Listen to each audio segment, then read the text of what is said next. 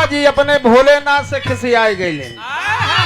फूल गईली हो फूल गईले। हाँ, देखई भोजपुरी भाषा खिसियाई फूलल रीसल ई कुल भोजपुरी भाषा है। जहवे सटैब तहवे ही सट जाई।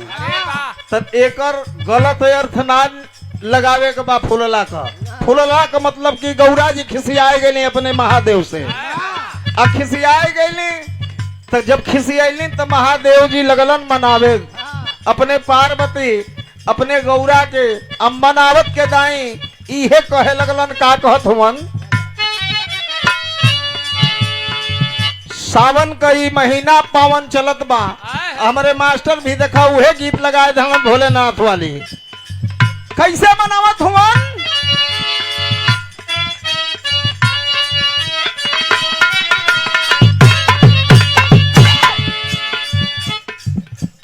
अरे गाजा न पियब हम तो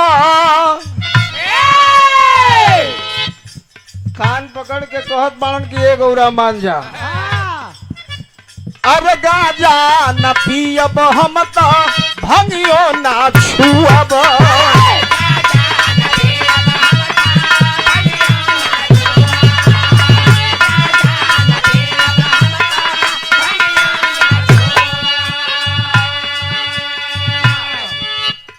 अब तू रूस जईबू ये साथी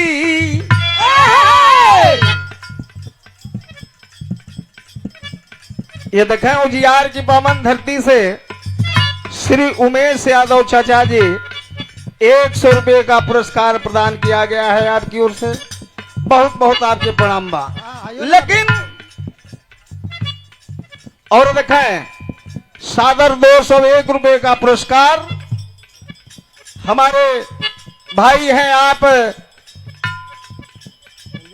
संजय यादव जी आपकी ओर से प्रदान किया गया। बहुत बहुत प्रणाम बा। अरे गाजा न पियब हम तो भंगियो ना छुअब।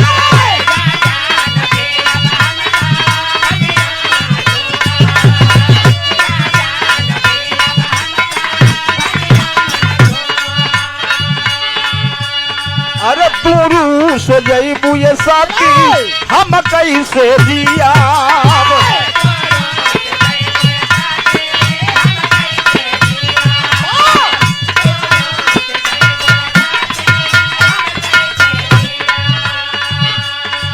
अरे जतन के जुड़ा तनी का सदाना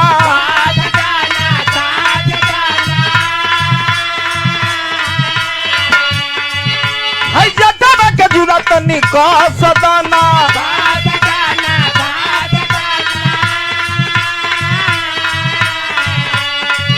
अरे भस्म भभूत तनी घास दाना गौरा हो हास दाना।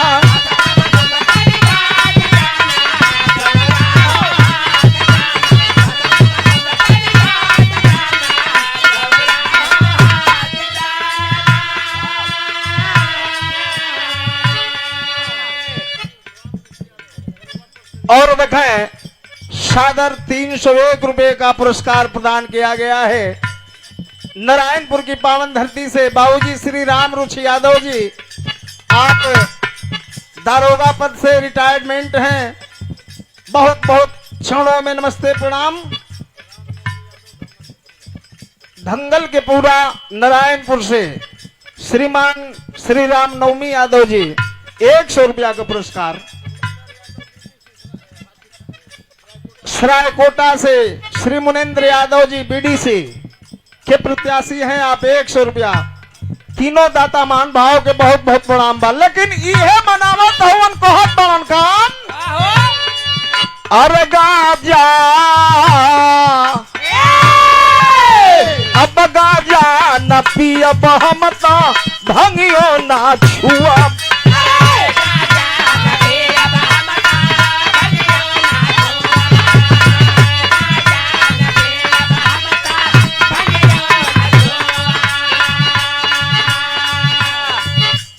अरे तू रूस जईबू ये साथी हम कैसे जिया।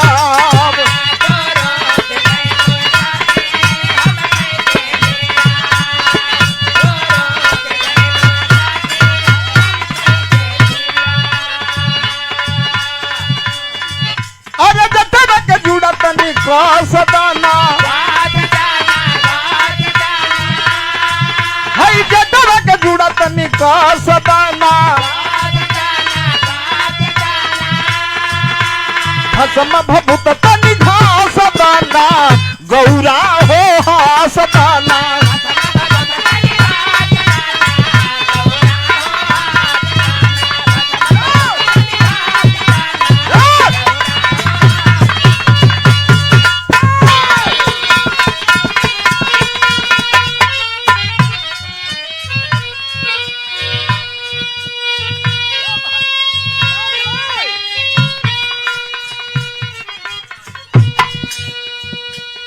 और देखा है सादर 151 रुपए का पुरस्कार आया है परम सम्मानित भैया श्री लोहा यादव जी, आपकी ओर से प्रदान किया गया 151 रुपया। भैया के बहुत बहुत प्रणाम बा। गीत बदल रहे हैं मास्टर आबा। अब है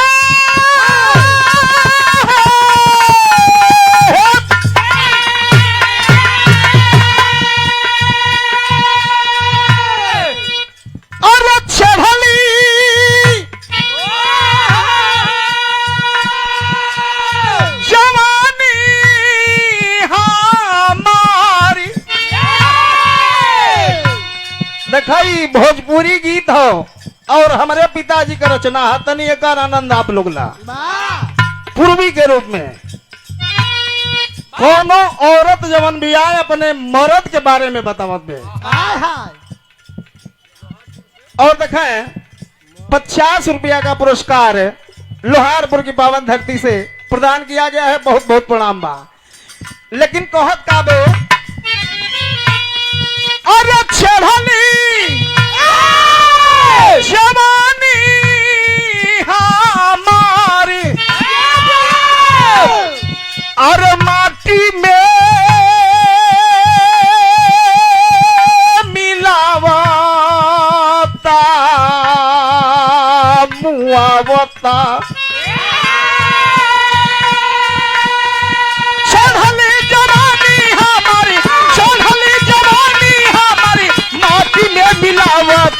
मुआवता सजिया सोवे ना कलमुआ तरसावता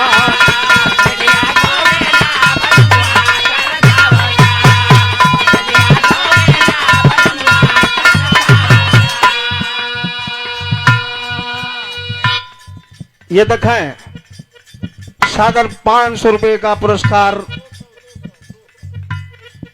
500 रुपए में 200 रुपए का पुरस्कार। हाँ पूरा बोलता बता कौन दिक्कत ना है। श्री सीताराम यादव पहलवान नसीरपुर मठिया 500 सादर 500 रुपए का। और का देखा अपने जमाने के अपने वेट के 1 नंबर के हाँ कुश्ती कला के माहिर हाँ ये क्षेत्र का ये जवार का शान रखे वाला पहलवानी में बेजोड़ पहलवान हमारे ग्रामवासी श्री सीताराम यादव जी बिरहा जगत से पूजनीय हमारे पिताजी और पहलवानी क्षेत्र से सीताराम बाबा।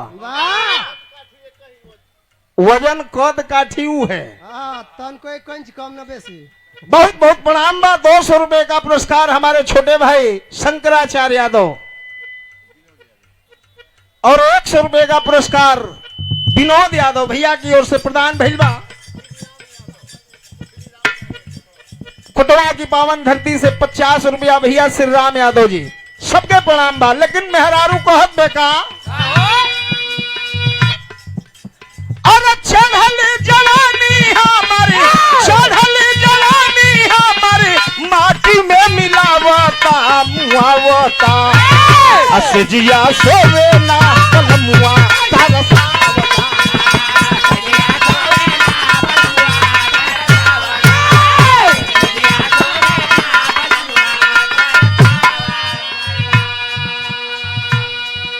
अरे चिट्ठी हम भेजीला चिट्ठी हम भेजीला जवाब ना पठावता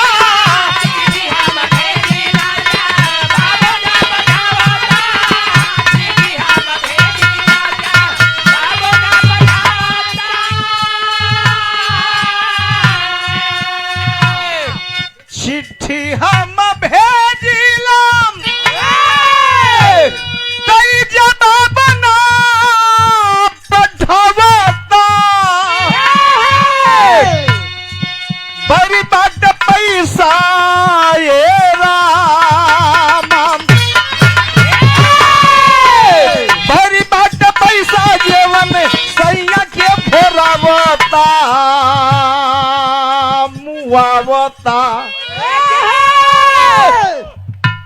अरे बड़ी बात पैसा जीवन सैया के भोरावता मुआवता तो सजिया होवे ना तरसावता